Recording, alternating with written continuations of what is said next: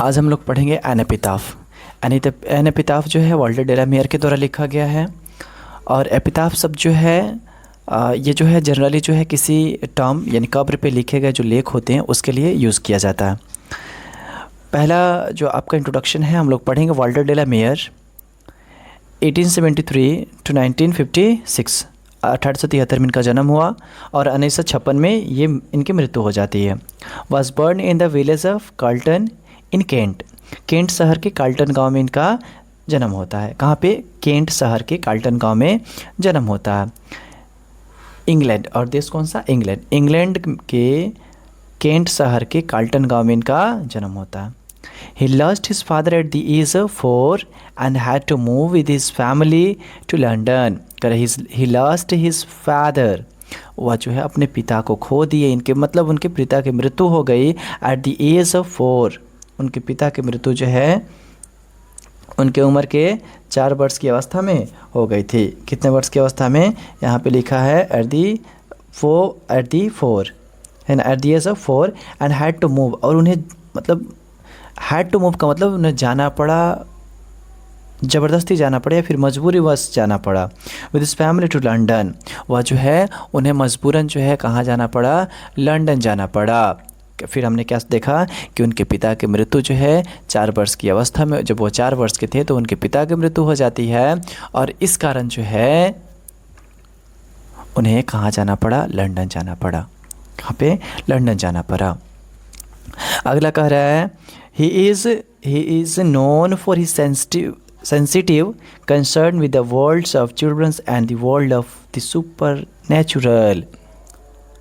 वे बच्चों की दुनिया और अलौकिक सुपरनेचुरल विषयों पर संवेदनशील और भावनात्मक रचनाएं लिखने के लिए प्रसिद्ध हैं, वो यह जाने जाते हैं।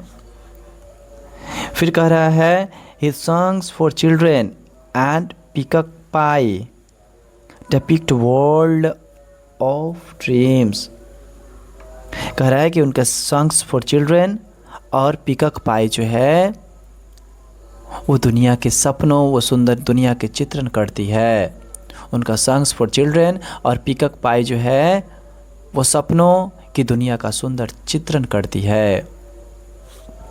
इसका मतलब है कि यह इनका लगाव जो है बच्चों से ज़्यादा था। कभी कभी जो है ये एग्ज़ाम में पूछ देता है कि who is called children's poet. तो याद रखना चिल्ड्रंस पोएट जब भी आता है तो हम लोग वाल्टर डेलामियर को टिक करते हैं। चिल्ड्रंस पोएट, तो चिल्ड्रंस पोएट जो है आपका किसका आएगा? तो वाल्टर डेलामियर को। याद रखना सॉन्ग्स फॉर चिल्ड्रन किसके द्वारा लिखा गया है? तो वाल्टर डेलामियर के द्वारा। फिर कहता है पिकक पाई किसके द्वारा लिखा गया है? तो वाल्टर डेलामियर के द्वारा। कह रहा है कि depict worlds of dream but even in these songs there is a note of melancholy। वह दुनिया के सपनों के बारे में चित्रण करते हैं, बताते हैं, लेकिन इसके साथ ही वो क्या करते हैं कि उनकी जो है कविताओं में सपनों की दुनिया होने के बावजूद उदासी भरी रहती है। क्या चीज़? उदासी की भावनाएं दिखाई देती है। मेलानकली का मतलब होता है उदासी। The poet makes us aware of inhuman condition of modern life. Poet जो है हमें आधुनिक जीवन की अमानवीय परिस्थितियों से परिचित कराते हैं और बताते हैं कि आज का जीवन कई बार मानवीय संवेदनाओं से दूर हो गया है।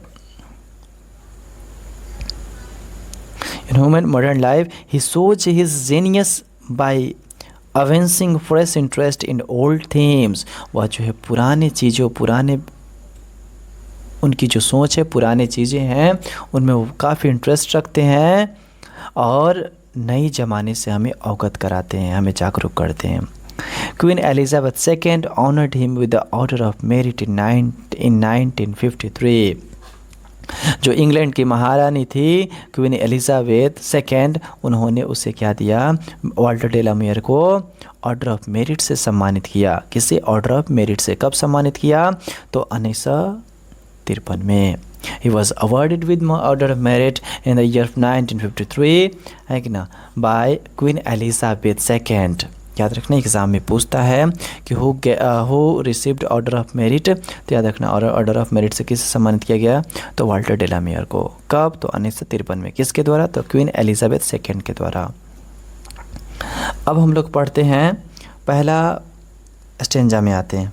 पहला जो है आपका लाइंस क्या कहता है, हियर लाइज, यहाँ दफन है, अ मस्ट ब्यूटीफुल लेडी, यहाँ जो है एक बहुत सुंदर महिला क्या है, दफन है, एक बहुत सुंदर महिला दफन है।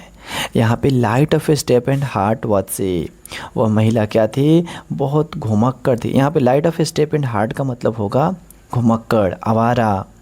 वह महिला जो है बहुत घुमक्कड़ थी। वादसी, वह महिला, वह घुमक्कड़ थी, वह बहुत बड़ा क्या थी, घुमक्कड़ थी। मतलब उसका घर में जो है मन नहीं लगता था, हमेशा जो है वो हमेशा जो है कभी इस देश में तो कभी उस देश में जाया करती थी। फिर कहता है कि I think she was the most beautiful lady, मुझे लगता है कि वह महिला जो है सबसे सुंदर महिला थी। मुझे लगता है कि वह महिला जो है सबसे सुंदर महिला थी, यानी उसके जैसा कोई महिला नहीं था। That ever was in the west country, वैसी महिला शायद ही वेस्ट कंट्री में होगी कभी। महिला कहाँ की थी, वेस्ट कंट्री की थी। कैसी थी, तो मस्ट ब्यूटीफुल लेडी थी, लेकिन उसका करेक्टर कहता था तो light of a step and heart वासी, वह घुमक्कड़ थी। और पोएट कहता कि मैं ऐसा महिला पहली बार देखा और शायद ही ऐसा महिला जो है वेस्ट कंट्री में थी कभी। बट ब्यूटी वैनिसेस, ब्यूटी पासेस, लेकिन फिर पोएट कहता है कि ब्यूटी वैनिसेस, ब्यूटी ख़त्म हो जाता है, ये चमकता हुआ गाल एक दिन जो है रिंकल्स पड़ जाएंगे, पूरा सिकुड़ जाएंगे। ब्यूटी पासेस, ब्यूटी जो होता है, सुंदरता होता है, वो समय के साथ ख़त्म हो जाता है। आप कितना भी सुंदर क्यों ना हो, आने वाला समय में आपकी सुंदरता ख़त्म हो जाएगी। ये फिर कर how if rare it be, चाहे ये असाधारण क्यों ना हो, ये दुनिया में एक ही क्यों ना हो, ये आने वाले समय के साथ ये सुंदरता ख़त्म हो जाती है। एंड व्हेन आई क्रम्बल, जब मैं भी मर जाऊंगा, जब मैं भी टूट जाऊंगा, who will remember this lady of the west country, who will remember, कौन याद करेगा this lady of the west country. ये पोएट जो है एक एपिताफ पढ़ के इसको अपने नोट्स में लिखा है। फिर अंत में कह रहा है कि जो बाहरी जो असुंदरता होती है चेहरे की, वो असल सुंदरता नहीं होती है, बल्कि हमारी आंतरिक सुंदरता हमारे पहचान बनती है। हमें इसके द्वारा जाने जाते हैं, किसके द्वारा, तो हम अपनी आंतरिक सुंदरता के कारण। फिर कह रहा है एंड व्हेन आई क्रम्बल, जब मैं मर जाऊंगा, मैं भी चला जाऊंगा, who will remember this lady of the west country. आज मैं इसी लेख देख कर पढ़ रहा हूँ, कल मैं भी अगर चला जाऊँ, मर जाऊँगा, तो इस महिला को कौन याद करेगा।